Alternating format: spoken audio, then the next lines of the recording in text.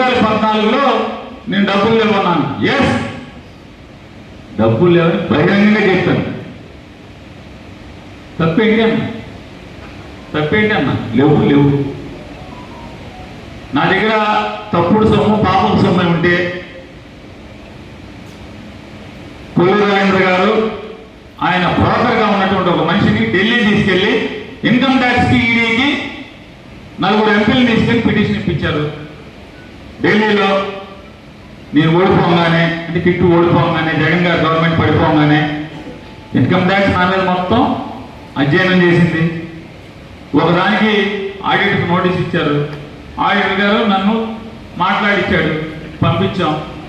ఇదిగో పలానా, ఇదిగో బ్యాంక్ పాస్ పుస్తకం, ఇదిగో ఇందులో ఉంది కదండి బ్యాంక్ పాస్ పుస్తకంలో అని చూపించాం. ఓకే డన్, మాకు అది చూడలేదండి అన్నారు. మూసుకున్నారు, అయిపోయింది. పేరు నా దగ్గర తప్పుడు డబ్బులు లేదని చెప్పి మూసేశారు. ఈ అవసరం వహిస్తే ఆడంత మూర్ఖుడు ఉండడు.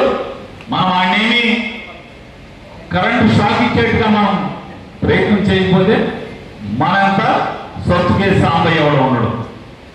మనం రాజకీయ నాయకులం. ఇవాళ ఒక సామాన్యమైన కార్యకర్తే 24 మాసాలు గడిచేప్పటికీ పోలీసులు ఫోన్ చేసి జాగ్రత్త, కేసులు పెడతామంటే పెట్టుకో, ఏం చేస్తాను జ్ఞాపకం చేసుకున్నాను కార్యకర్త మాట్లాడుతున్నాడు. అదే నువ్వు మున్సిపాలిటీకి ఒక వార్డు చూస్తావు, ఒక పంచాయతీకి సర్పంచ్ అంటారు, రేపు పోటీ చేస్తానని చెప్పి డబ్బాలు కొడతావు.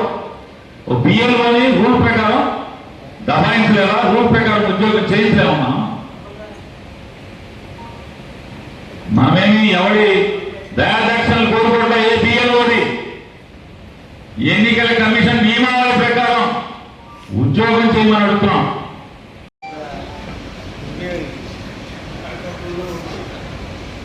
ఆలోచనలు బిజీగా ఉన్నారు. ఇక్కడ ఏంటంటే చంద్రబాబు పనిలో చంద్రబాబు బిజీగా ఉన్నాడు, పవన్ కళ్యాణ్ గారి పనిలో పవన్ కళ్యాణ్ గారు బిజీగా ఉన్నారు, లోకేష్ గారి పనిలో లోకేష్ గారు బిజీగా ఉన్నారు, మంత్రుల పనులు మంత్రులు బిజీగా ఉన్నారు, ఎమ్మెల్యేల పనులు ఎమ్మెల్యేలు బిజీగా ఉన్నారు, పిఎల్ పనులు పిఎల్ బిజీగా ఉన్నారు, ఇన్ఛార్జీల పనులు బిజీలు. ఎవడు కొట్టుడాడు నాదే ఉంది, నాకు ఆడే ఉంది, కింద అడిగా ఉంది ఇన్ఛార్జిని. ఊరికే సరదాగా చెప్తున్నా, ఇది వాస్తవం.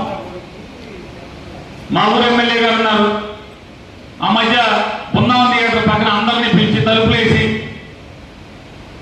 ఆయన, అరే మీరు చెడిపోతున్నారు, అవినీతి చేస్తున్నారు, డబ్బులు అడుగుతున్నారు, నికాల్సి కావాలి, మీ ఖర్చులు కావాలంటే నన్ను అడగండి, మున్సిపల్ ఎలక్షన్ వస్తున్నాయి, జాగ్రత్త అని చెప్పి క్యాకులేసాడు. అలాగే సార్ అందరూ తలకాయలు ఉంటారు. అక్కడి నుంచి సరాసరి బెదవాడ రోడ్లు అన్నపూర్ణ క్యాంటీన్ కాడికి వస్తారు వీళ్ళందరూ రోజు. మీరు ఎవరిని అడగండి, బంధువులు తెలుగుదేశం వాళ్ళు, వైసీపీ వాళ్ళు అడగండి, జనసేన వాళ్ళని అడగండి. బెదవాడ రోడ్లో దిగిపోవడంలో అన్నపూర్ణ గణేష్ భవన్ పక్కన అన్నపూర్ణ క్యాంటీన్ కాడికి వస్తారు. గణేష్ భవన్ దగ్గర అన్నపూర్ణ క్యాంటీన్ కాడికి కూర్చుంటారు. సరాసరి మీటింగ్ కానీ అన్నపూర్ణ క్యాంటీన్కి వెళ్ళి ఏంట్రా అంత మాట్లాడుతున్నాడు, వాళ్ళ ఇంట్లో కుటుంబ సభ్యులందరూ ఎమ్మ కొట్టుడు కొట్టేస్తా, మన్న కొట్టద్దంటే ఇదేంట్రా ఇది. పిఎల్ కానీ ఇంట్లో వాళ్ళు కానీ అందరూ కలిసి అతను కానీ ఎమ్మ కొట్టుడు కొడుతున్నారు, మన్న మాత్రం మీరు కొట్టబాకండి జాగ్రత్త అంటున్నాడు. ఆ ఏడ్చారు నన్ను ఈసారి గట్టిగా పిలిచి అడిగితే మీ ఇంట్లో కొట్టలేదు ఏంటంటే నేను అడుగుతానని చెప్పి ఒకడొకడు మాట్లాడుతాం. వాళ్ళు ఈ మాటలు ఏదంటే ఎవరికాడికి పిసుకుంటున్నారు. నీకెక్కడ తెలుసు, నీకే తెలుసా, అది ఇదని నిన్న యావగడ్డ వెంకటరావు అని గన్నవరం ఎమ్మెల్యే పిసుకుంటున్నాడు. ఇటో పక్క మంత్రిని కూర్చోబెట్టుకుని. నేను అన్నదేంటి, గుడివాడలో నియోజకవర్గం, గన్నవరం నియోజకవర్గంలో ఈ కృష్ణా జిల్లాలో తెలుగుదేశం పార్టీ ఈ 2 చోట్ల దివాళా తీసిందని చెప్పారు. ఆయన అంటాడు, నేను దివాళా తీశానా అని ఓకే రంకిలేస్తున్నాడు.